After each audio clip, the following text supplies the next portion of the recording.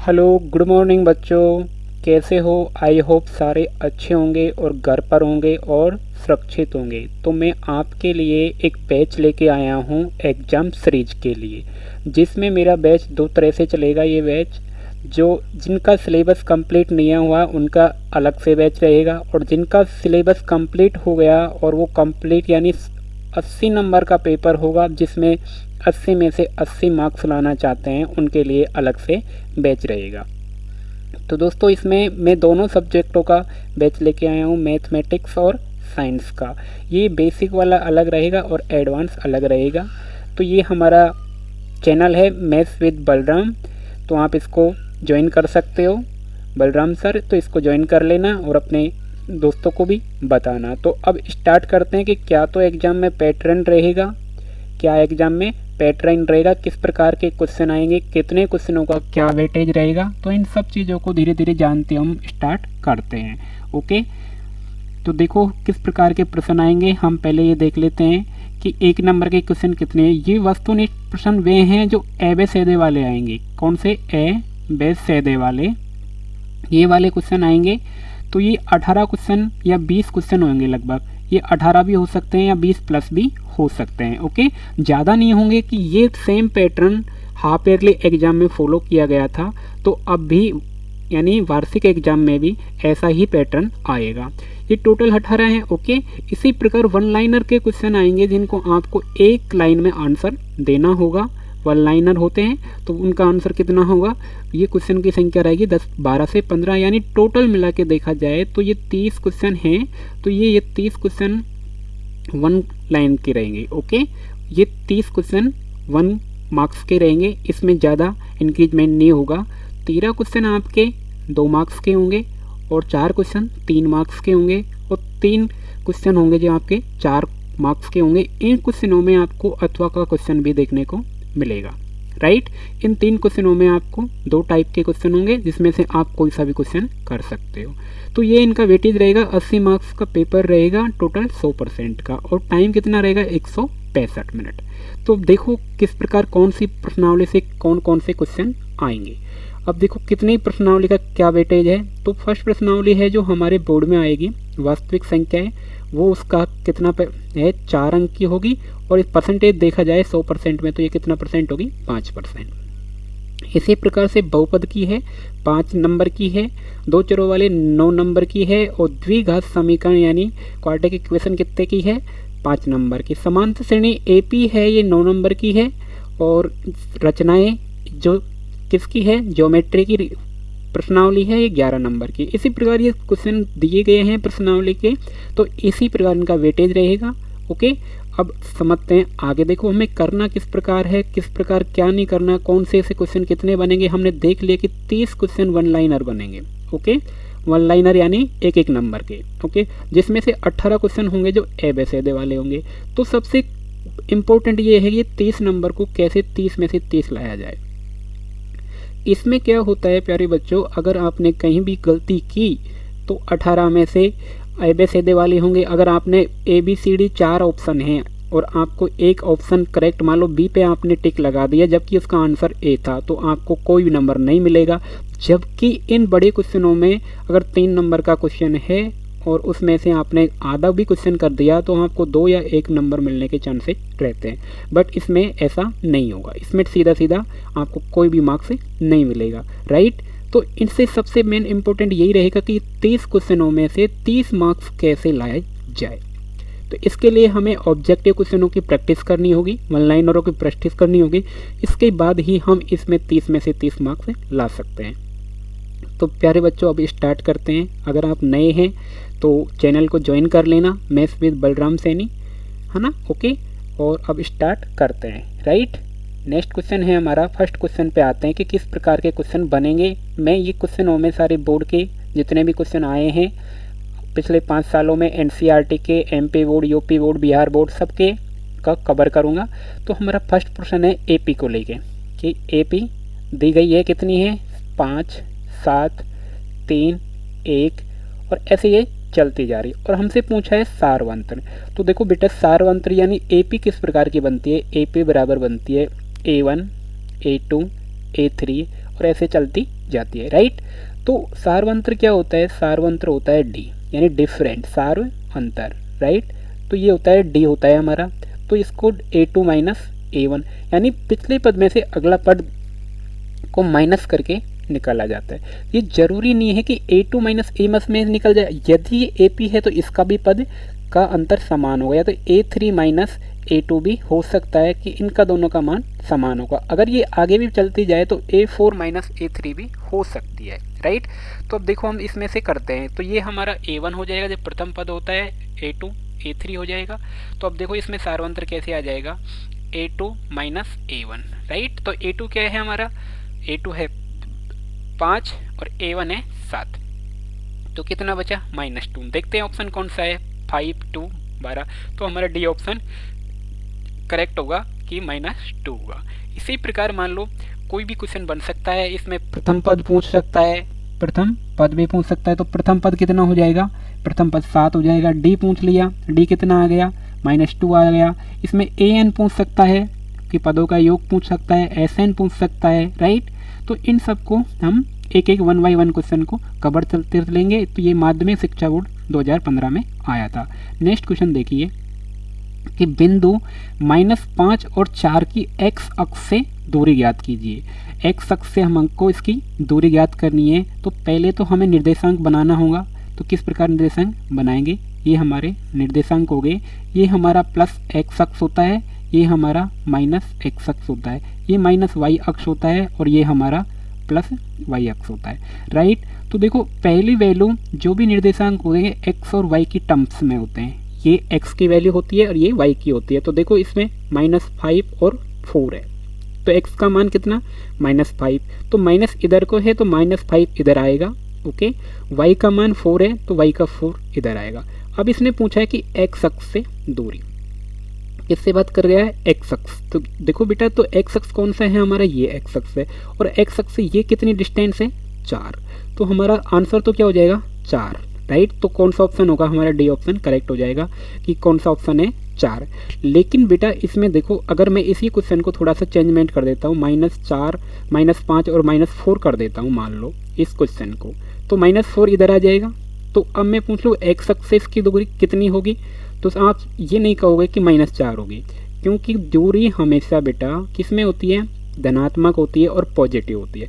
तो आप पे क्वेश्चन कैसा भी पूछा जाए कि दूरी की पूछी जाए तो हमेशा कैसी होगी, पॉजिटिव होगी। दूसरी बात ये ध्यान रखनी है कि अगर x अक्ष से पूछा जाए तो आंसर y वाला होगा, और y अक्ष से पूछा जाए तो आंसर x वाला होगा, लेकिन होगा हमेशा कौन से, प्लस में, ऑलवेज कैसा होगा, प्लस में होगा, ठीक है। समझ में आया होगा। इसी प्रकार ये क्वेश्चन 1 नंबर का आया था, ऐसा ही क्वेश्चन हाफ ईयरली एग्जाम में भी बना था, ओके। तो इस प्रकार 1 बाय 1 क्वेश्चन करते हैं। नेक्स्ट क्वेश्चन देखो, अच्छी प्रकार से फेंटी गई 52 पत्तों की एक गड्डी में से एक पत्ता इक्का नहीं होने की प्रायिकता, किसकी बात कर रहा है, इक्का नहीं होने की प्रायिकता की बात कर रहा है कि इक्का होगा या नहीं होगा, राइट। तो इक्का है या नहीं है, तो अब मुझे बताओ टोटल पत्ती 52, इक्के कितने होंगे 52 में, इक्के होंगे 4, ओके। 4 इक्के हो जाएंगे ईंट के, चिड़ी के, ओके, और हुक्म के और पान के, हुक्म के और पान के, ठीक है। तो एक एक इक्का कितने हुए, एक ये और एक ये और एक ये, तो टोटल कितने इक्के हो गए, 4 हो गए, राइट। अब हमारी प्रायिकता क्या कहती है, प्रायिकता कहती है अनुकूल बटा कुल, तो अनुकूल कितने 4, कुल कितने 13, वो कुल कितने 52 हो जाएगा, 4 एकम 4 13 चौकू 52, तो इसका कितना आया 1/13 आ गया। तो ये क्या है कि ये है कि एक इक्का होने की प्रायिकता है, एक इक्का होने की प्रायिकता कितनी है 1/13।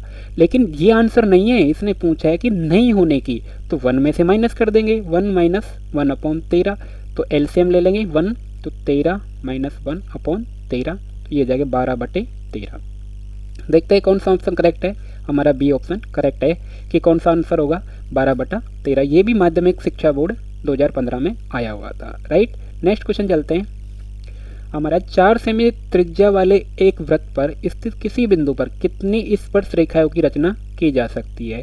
4 सेमी का एक वृत्त है, तो उसके ऊपर एक कोई बिंदु है, एक वृत्त बना देते हैं कि ये हमारा वृत्त है, इसके ऊपर कोई बिंदु कहीं मान लेते हैं, मैंने यहाँ मान लिया, ओके, ये हमारा वृत्त है और इस पे ये बिंदु है, तो इससे कितनी स्पर्श रेखाएं टेंजेंट खींची जा सकती हैं? तो प्यारे साथियों देखो, सिर्फ और सिर्फ इस पे एक टेंजेंट खींची जा सकती है, ओनली ओनली एक, ओके। इसके सिवा अगर आप इधर से खींचने की कोशिश करोगे तो उस बिंदु से नहीं खींचेगी, सिर्फ और सिर्फ कितनी खींचेगी? एक खींचेगी, ओके।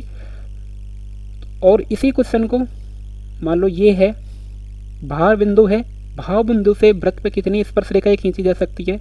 एक तो ये खींच जाएगी और एक ये खींच जाएगी, तो भाव बिंदु से तो कितनी हो जाएंगी? दो। वृत्त पे स्थित किसी बिंदु से ओनली ओनली एक, राइट। और वृत्त के अंदर स्थित बिंदु से जो आपके हाफ ईयरली एग्जाम में आया था, मान लो अंदर कहीं भी मान लो, तो इस पे स्पर्श रेखा कैसे खींची जाएगी? ये तो स्पर्श रेखा नहीं है, ये तो प्रतिच्छेद कर गई इस रेखा को, तो इस पे कोई स्पर्श रेखा नहीं खींचे, तो इसका मतलब इस पे 0। तो करेक्ट आंसर कौन सा हो जाएगा हमारा? ये करेक्ट आंसर हो जाएगा 1। वृत्त पर स्थित बिंदु पर ओनली ओनली एक स्पर्श रेखा खींची जा सकती है। अब देखो इस पे मैंने इधर से खींची लेकिन बिंदु दूसरा बन गया, इसलिए ओनली ओनली एक स्पर्श रेखा ही खींचेगी, ना कि 2। क्लियर है? अब ऐसे मत करना बेटा कि मैं पढ़ा रहा हूँ, आप फ़ोन को लेके देख रहे हो। आप पहले क्वेश्चन देखना, फिर वीडियो को पॉज करना, सॉल्व करने की कोशिश करना, उसके बाद अगर सॉल्यूशन नहीं आता है तो फिर देखना, राइट। नेक्स्ट क्वेश्चन देखो, निम्न में से एक द्विघाती बहुपद नहीं है। अब ये बात कर रहा है कि द्विघात बहुपद है या नहीं है, द्विघात बहुपद नहीं है। तो पहली बात यह है कि द्विघात बहुपद में क्या होता है। तो प्यारे साथियों देखो, द्विघात नाम से ही पता चल रहा है कि दो घात, क्या? दो घात, द्वि यानी दो, कि ये बेटा जरूरी है कि द्विघात होने के लिए उस बहुपद की दो घात, अधिकतम दो घात होना जरूरी है। कितनी? मैक्सिमम दो घात होना जरूरी है, तो उसे तभी ही हम क्या कहेंगे? द्विघात कहेंगे, अन्यथा हम उसको द्विघात में नहीं आएगा, राइट। समझ गए? अगर 3 होती है एक्सी में तो त्रिघात हो जाएगा, 1 होगा तो रेखीय हो जाएगा या एक घातीय हो जाएगा। तो देखो इसकी अधिकतम घात कितनी? 1 है, तो ये भी है। इसकी अधिकतम घात 2, ये भी है। इसकी अधिकतम घात 2, ये भी है। बट देखो इसकी अधिकतम घात कितनी है? 3 है, तो ये हमारा नहीं है, तो यही हमारा करेक्ट आंसर दे हो जाएगा, राइट। समझ गए? नेक्स्ट क्वेश्चन देखो, परिमेय संख्या का दशमलव प्रसार। तो दशमलव प्रसार देखना है, और दशमलव प्रसार बेटा दो टाइप का होता है। दशमलव प्रसार ये दो तरह का होता है। कौन कौन सा? एक तो होता है शांत और एक होता है अशांत। इसमें शांत वो होता है कि एक स्थिति पे जाकर उसका एंड हो जाता है, और ये इसका अशांत का एंड नहीं होता है, ये चलता रहता है, राइट। तो देखो इसका क्या होगा। अब देखो इसके शांत होने के लिए और नहीं होने के लिए भी कंडीशन है, तो उस कंडीशन को हम पढ़ते हैं कि शांत होने के लिए क्या जरूरी है। शांत होने के लिए हर का, यानी हर का डिनोमीटर का 2 की पावर m गुणा 5 की पावर n का रूप होना चाहिए। कि सर ये क्या है? यानी जो डिनोमीटर में दिया है, यानी हर में दिया है, तो वो 2 की पावर के रूप में हो सकता है और 5 की पावर के रूप में। अगर इनके अलावा कोई बन रहा है तो वो फिर अशांत हो जाएगा। देखो तो इसमें 2 की पावर है, हाँ 5 की पावर है और 5 की पावर है। तो आपको लग रहा है कि ये शांत होगा? बिल्कुल ये शांत होगा, कि क्योंकि हमारी इस कंडीशन को ये फॉलो कर रहा है, तो ये हमारा शांत होगा। चलो मैं आज इसी क्वेश्चन में थोड़ा सा फिर बदल करता हूँ कि मान लो 129 बटे 2 की पावर 7 इंटू 5 की पावर 7 गुणा 3, क्या ये शांत है या अशांत है? बताइए, बताओ कि शांत है या अशांत है। कमेंट करो जिसको भी आ रहा है, ये आपका होमवर्क रहेगा। होमवर्क चल दूसरा देते हैं, इसको सॉल्व करा दे। तो बेटा इसका एक कंडीशन आपके अनुसार ये आ गई कि सर इसमें हर में 3 और आ गया तो इसलिए अशांत। नहीं बेटा, ऐसा नहीं है कि पहले हम इसको क्या करेंगे, सॉल्व करेंगे, और सॉल्व करने के बाद फाइनली देखेंगे कि हर में क्या। तो 3 किससे कट रहा है? इससे कट जाएगा, 3 चौको 12 और 3 तिया 9। तो हमारा अब क्वेश्चन क्या बन गया? अब बन गया 43 बटा 2 की पावर 7 और 5 की पावर 7। तो क्या अब ये वो है? तो ये हमारा क्या है? अब शांत आ गया, क्योंकि ये कंडीशन फॉलो कर रहा है 2 की पावर n और 5 की पावर n का। तो अब क्या है हमारा? ये शांत है। इसी प्रकार मैं आपको एक क्वेश्चन दे देता हूँ, 147 बटा 2 की पावर 5 इंटू 3 की पावर 7 इंटू 7 की पावर 2 इंटू 5 की पावर 2। क्या ये शांत है या अशांत है? ये आपका होमवर्क रहेगा HW, राइट। नेक्स्ट पर चलते हैं। निम्न रैखिक समीकरण युग्म के हल हैं। हमें दो समीकरण दे रखे हैं, x plus Y is equal to 4 और दूसरा है x minus Y is equal to 2। तो इसके कौन से हल हैं ये हमें देखना है। क्या इसके कौन से हल बन रहे हैं? तो देखो, ऐसे दो नंबर हैं, इनको जोड़े तो 4 आना चाहिए और इनको घटाइए तो कितना आना चाहिए? 2 आना चाहिए। तो समीकरण 1 और समीकरण 2, ये इसमें ऑप्शन है तो ऑप्शन को भी यूज ले सकते हो, वरना आप विलोपन भी लगा सकते हो। तो देखो, हम पहले तो मैं आपको विधि से बता देता हूँ। x plus Y is equal to 4 है, राइट। दूसरा है x minus 2 Y is equal to 2 है, राइट। तो देखो, हम क्या करेंगे? जोड़ेंगे तो ये आपस में कैंसिल हो जाएगा। x कितना हो जाएगा? 2x और 4 2 6 हो जाएगा। तो x का वैल्यू कितना आ गया यहाँ से? 6/2, यानी x आ गया हमारा 3। ओके, x 3 आ गया तो x का मान कोई सी समीकरण में रहेंगे तो y का मान आएगा। तो समीकरण 1 में रख लेता हूँ इस वाली में। तो क्या होगा? x का मान जहाँ भी x दिखेगा उसकी जगह 3 रखूंगा तो बराबर 4 है। तो y बराबर 4 माइनस 3, यानी y का मान कितना आ गया? 1। तो अब देखते हैं x का मान 3 और y का मान 1 किस ऑप्शन में है। तो x का मान 3, y का मान फर्स्ट ही ऑप्शन में, तो यही हमारा करेक्ट हो जाएगा। अब देखो, इसको ऑप्शन है, ऑप्शन से भी आप जरूरी नहीं है कि आपको ये विलोपन आ रहा है तो हम इसी से करें। ऑप्शन है, इसमें टाइम वेस्ट नहीं करें तो ऑप्शन को रख के भी पुट कर सकते हो। तो x का मान 3 रखेंगे तो 3 प्लस 1 टोटल 4 हो जाएंगे। सेटिस्फाई कर रहा है? हाँ। 3 माइनस 1 रखेंगे 2 हो जाएगा, ये भी सेटिस्फाई कर रहा है। तो इस प्रकार भी हम आंसर को करेक्ट कर सकते हैं, क्योंकि ये हमारा ऑब्जेक्टिव है। तो इसमें कोई नहीं पूछ रहा कि आपका सॉल्यूशन क्या है। नेक्स्ट क्वेश्चन पे चलते हैं। निम्नलिखित में से कौन द्विघात समीकरण को हल करने की एक विधि है? देखो, द्विघात समीकरण को हल करने की हमें विधि बतानी है कि कौन सी विधि होगी। एक हमने बचपन से ही पढ़ते आ रहे हैं, फैक्टर विधि, जिसे क्या कहेंगे? गुणनखंड विधि। ये वाली हम तो बचपन से ही पढ़ते आ रहे हैं, गुणनखंड विधि। ओके, अब हमने 10th में पढ़ा है कि पूर्ण वर्ग बना के भी उस समीकरण को हल किया जा सकता है। और एक होती है द्विघात, जो कौन सी होती है? श्रीधराचार्य वाली, -b plus minus under root b square minus 4ac upon 2a वाली। ये वाली होती है द्विघात वाली। पूर्ण वर्ग वाली भी होती है और गुणनखंड वाली। तो इसका करेक्ट आंसर क्या हो जाएगा? हमारा उपरोक्त सभी हो जाएगा कि तीनों विधि इसमें हम काम में ले सकते हैं, राइट। और तीनों विधि से ही कोई क्वेश्चन बन सकता है। तो ध्यान रखना, इनको 2 नंबर या 3 नंबर में एक क्वेश्चन बनेगा, किसमें किसी विधि का नाम लेके वो कहेगा कि निम्न के द्विघात समीकरण का हल ज्ञात कीजिए। ये तो पूर्ण विधि का चांस ज़्यादा रहेंगे। ओके, नेक्स्ट क्वेश्चन चलते हैं। नेक्स्ट क्वेश्चन है हमारा कि समांतर श्रेणी दे रखी का प्रथम पद और सारवंत्र ज्ञात करना है। तो वही AP दी हुई है। AP है हमारी 4, 10, 16, 22 और ऐसे चलती जा रही है। तो मैंने कहा था बेटा, जो पहला पद होता है ये सीरीज इस प्रकार चलती है, A1, A2, A3 dot dot इस प्रकार। ओके, तो A1 क्या होगा? A1 को ही A बोलते हैं और A को ही प्रथम पद बोलते हैं। ओके, प्रथम पद। तो इसका मान कितना हो जाएगा? देखो कितना है, 4 हो जाएगा। मैंने अभी बताया लास्ट क्वेश्चन में कि सारवंतर क्या होता है।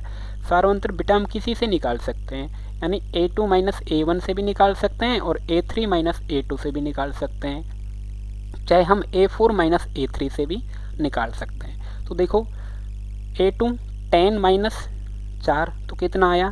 6 आया। इससे निकालते हैं तो 16 माइनस 10, इससे कितना आया? 6 आया। इससे निकालते हैं 22 माइनस 16, तो इससे कितना आया? 6 आया। तो क्या AP होने के लिए ये सबसे मस्ट कंडीशन है कि इनका सारवंतर क्या होगा? समान होगा। तो हम देखते हैं, प्रथम पद तो 4 है हमारा और सारवंतर 6 है। तो कौन सा ऑप्शन है? प्रथम पद 4 और सारवंतर 7, यानी डी ऑप्शन करेक्ट हो जाएगा, राइट। ये RD शर्मा का क्वेश्चन है। Okay, RS Agarwal, RD Sharma, सारे क्वेश्चनों का समावेश होगा इस सीरीज में, जिससे कि जितने क्वेश्चन बन सकते हैं, जितने पॉसिबल होंगे वो बनाने की कोशिश करेंगे, जिससे कि आपके 80 में से 80 मार्क्स आ सके, राइट। तो आप अपने साथियों के साथ भी, अगर आपको अच्छा लगे वीडियो तो शेयर कर सकते हो, तो उनका भी भला हो जाएगा। अगला देखो, बिंदु -5 और -3 और 5 कौन से चतुर्थांश में होगा? तो देखो इसको किस प्रकार, ये पहले तो चतुर्थांश बनाने पड़ेंगे। ये हो गया, तो पहला चतुर्थांश ये होता है, ओके, सेकंड हमारा ये होता है, थर्ड ये है, ओके, फोर्थ ये होता है। अब कुछ बच्चे रट लेते हैं कि पहला में प्लस प्लस, दूसरे में ये, तीसरे में दूसरे में माइनस प्लस, तीसरे में माइनस और माइनस, और फोर्थ में हो जाएगा प्लस और माइनस। बट बेटा इसमें ध्यान रखने की बात ये है कि ज़रूरी नहीं है आपको ये क्वेश्चन याद रहे। तो इसके लिए आपको इतना तो पता होगा, ये प्लस एक्स अक्स होता है, ये माइनस एक्स अक्स होता है, ये माइनस वाई अक्स होता है, और ये प्लस वाई अक्स। इतना तो आप सबको पता होता है। तो देखो इसमें देखो इस वाले त्रिभुज में कि इसमें ये वाला भी प्लस है, ये वाला भी प्लस, यानी x का मान भी प्लस, y का प्लस, तो इसमें प्लस प्लस आ जाएगा। और निर्देशांक को लिखने का तरीका मैंने बता दिया, पहले x का फिर y का होता है। इस सेकंड में अब इसमें देखो, इसमें देखेंगे तो सर ये तो x वाला तो माइनस का आ गया और y वाला अभी प्लस का है, तो इसका क्या बन जाएगा, x माइनस और y प्लस। अब थर्ड में देखो, थर्ड में देखेंगे तो सर ये भी माइनस का और ये भी माइनस का, यानी दोनों ही क्या आ गए, x भी माइनस और y भी माइनस, तो ये दोनों माइनस हो गए। अब इसमें देखो सर इसमें ये वाला तो प्लस आ गया, बट x ये वाला यानी y वाला अभी भी माइनस है, यानी x तो प्लस है बट ये माइनस है, ओके। तो इस प्रकार आप थोटिकल से भी याद रख सकते हो, जरूरी नहीं है कि आपके ये कन्फ्यूजन हो और आप इनको भूल जाए, ठीक है। तो अब देखो इसमें कौन सा था, माइनस और प्लस वाला है, तो अब चेक कर लेते हैं माइनस और प्लस वाला कौन से द्वितीय में है। तो ये आंसर हो जाएगा हमारा सेकंड ऑप्शन करेक्ट हो जाएगा कि द्वितीय चतुर्थांश में वो होगा। नेक्स्ट चलते हैं, tan 45 प्लस cot 45 का मान होगा। इसके मान आपको याद होंगे तो ही आप इस क्वेश्चन को सोल्व कर पाएंगे। जब मैंने बेसिक पढ़ाऊंगा तो इसका एक बहुत अच्छा शानदार आपको ट्रिक बताऊंगा, आपको कोई सारणी बनाने की ज़रूरत नहीं होगी कि 45 के लिए किस प्रकार करेंगे, 60 के लिए और 30 के लिए। तो 45 के लिए 1 1 1 कितना, √2 1 होता है, ओके। अब आप कहोगे सर कि ये कहाँ से आया, ये सारे बेटा सारणी से ही आते हैं। 60 के लिए हो जाएगा √3 1 √3 2 2 1 हो जाएगा, और 30 के लिए उल्टा हो जाएगा 1 √3 1 2 2 √3। ये सारी वैल्यू इस प्रकार से अरेंज होती है। तो हमें पूछा है tan 45 का, तो tan 45 साइन cos tan, ये कहाँ से आ रहा है, लाल बटे कक्का से आ रहा है, राइट। तो साइन cos tan यानी लंब बटे आधा, तो tan का 1/1 यानी कितना आया, 1 आ गया, tan 1 प्लस cot इसका उल्टा होता है, ये भी 1 हो जाए, तो टोटल कितना आया, 2 आया। तो करेक्ट आंसर बे हो जाएगा, यानी 2 आंसर हो जाएगा। नेक्स्ट क्वेश्चन चलते हैं, cos 90 माइनस 48 का मान पूछा है। तो बेटा हमने एक प्रॉपर्टी पढ़ी थी कि साइन 90 माइनस थीटा क्या होता है, cos theta, right. cos 90 minus theta होता है हमारा साइन थीटा। तो इस प्रकार हमने cos के लिए tan के लिए भी होगा, ये tan के लिए भी सेम होगा, तो यहाँ आ जाएगा cot थीटा 90 माइनस थीटा, और cot के लिए हो जाएगा 90 माइनस थीटा तो tan थीटा, और sec के लिए और cosec के लिए सेम इस प्रकार होगा। यहाँ पे क्या देख रहे हैं हम कि ये थीटा था, तो सर थीटा तो एच टी जा रहा है और साइन का चेंज हो रहा है cos में, यानी पड़ोसी आपस में बदल रहे हैं। tan का किस में, cot में हो रहा है, थीटा था जो थीटा एच टी जा रहा है, तो इसमें भी थीटा को तो लिख दो एच टी यानी 48 लिख दो, और cos का पड़ोसी कौन होगा, साइन होगा, तो साइन 48 इसका करेक्ट आंसर हो जाएगा, यानी से आंसर होगा, राइट। आई होप समझ आया होगा। नेक्स्ट क्वेश्चन पे चलते हैं, निम्न में से एक माध्य ज्ञात करने का सूत्र नहीं है। क्या पूछा है कि किसके द्वारा हम माध्य ज्ञात कर सकते हैं या किसके द्वारा नहीं कर सकते, ओके। तो ये क्वेश्चन हमें बताना है। अगर इसी क्वेश्चन में आपसे पूछता कि माध्य के लिए कौन सा सूत्र है और कौन सा नहीं है, तो ये आपको खुद को सूत्र है, मैं आपको बता देता हूँ कि ये आपके लिए होमवर्क रहेगा। कमेंट करके बताएंगे क्वेश्चन नंबर 14 का आंसर कि सर करेक्ट कौन सा आंसर होगा, कि किसके द्वारा हम माध्य ज्ञात कर सकते हैं और किसके द्वारा नहीं कर सकते, राइट। नेक्स्ट क्वेश्चन चलते हैं। एक क्वेश्चन मैंने आपको होमवर्क में ही इसलिए दिया कि ये सूत्र याद रखना जरूरी है, इस सूत्र के द्वारा ही एग्जाम में क्वेश्चन बनेंगे, तो उसको हम फिर सोल्व कर पाएंगे। नेक्स्ट देखो, निम्न का बहुलक ज्ञात करना है कि क्या होगा। अब देखो इसमें ये तो और ये है इसकी आवर्ती, ये है इसकी संख्या। देखो प्यारे बच्चों, बहुलक का क्या मतलब होता है? बहुलक, इसका ही मतलब बहु यानी बहुत, यानी बहुत, लक यानी जो बार बार आ रहा है उसे क्या कहेंगे? बहुलक कहेंगे। यानी सबसे अधिक बार जो संख्या आ रही है वो उसका क्या होगा? बहुलक होगा, राइट। तो अब देखो कि कौन सी संख्या सबसे अधिक बार आ रही है। देखो 5 कितनी बार? 4 बार आ रहा है। 7 कितनी बार? 8 बार आ रहा है। 9 कितनी? 6 और 11 कितनी? 2।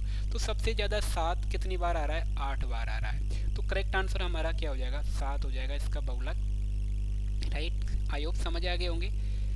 नेक्स्ट देखो, यदि a1 अपॉन a2 बराबर b1 अपॉन b2 बराबर c1 अपॉन c2 हो तो समीकरण का निकाय का हल है। ये अब वन लाइनर क्वेश्चन है जिसको आपको एक यानी रिक्त स्थान में आंसर देना है कि क्या हल है।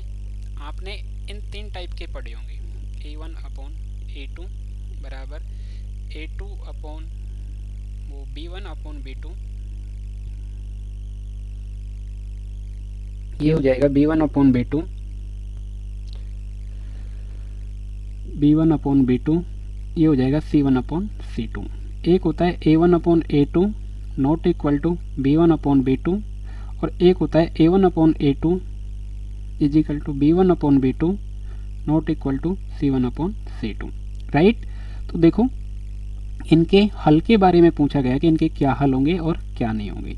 अब इसके लिए क्या करें, इसके अगर तीनों लाइन बराबर हैं तो इसका मतलब है कि वो लाइन समपाती है, यानी कॉन्साइड्स की के ऊपर है, ओवरलैपिंग है। तो इसके कितने हल हो जाएंगे? इसके देखो यहाँ भी है, यहाँ भी है, यहाँ भी है, डॉट डॉट, कितने ही हल हो सकते हैं। यानी इसके कितने हल होंगे? अनंत हल होंगे, राइट। इसके अनंत होंगे। और ये कौन सी रेखा हो जाएगी? ये बेटा प्रतिच्छेदी रेखा हो जाएगी। और प्रतिच्छेदी रेखा सिर्फ एक जगह काट रही है, इसलिए कौन है इसका एकल हल होगा, या इसके एकल हल भी कह सकते हैं, इसे अद्वितीय हल भी कह सकते हैं, या यूनिक हल भी कह सकते हैं कि ये इसका हल होगा। सेकंड देखो, ये बेटा दोनों आपस में पैरेलल हैं कि ये दोनों कहीं भी आपस में नहीं काटेंगी। अगर नहीं काटेंगी एक दूसरे को तो कोई हल यानी नो सॉल्यूशन। आई होप समझ गए होंगे कि इन तीनों को याद रखना जरूरी है। तो मैं इसके लिए भी आपके पास ये है तो इसको आप स्क्रीनशॉट ले सकते हो कि किस प्रकार।